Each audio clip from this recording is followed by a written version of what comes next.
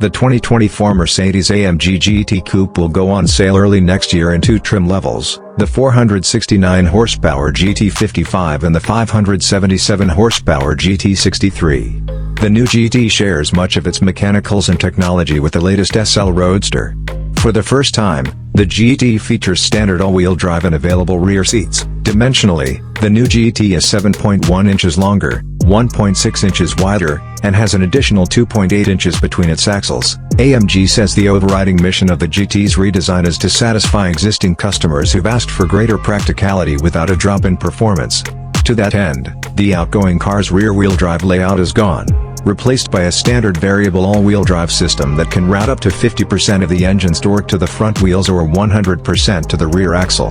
That engine is AMG's familiar twin-turbo 4.0-liter V8, which will pump out 469 horsepower and 516 pound-feet of torque in the GT55 model and 577 horses and 590 pound-feet in the GT63. However, the new car's transmission, a 9-speed automatic with a clutch pack in place of a torque converter, is situated directly behind the engine, rather than positioned in back as with the previous GT's rear-mounted dual-clutch transaxle.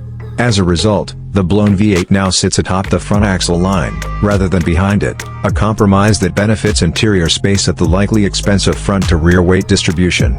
The redesigned GT's interior will be familiar to anyone who's looked inside AMG's latest SL convertible.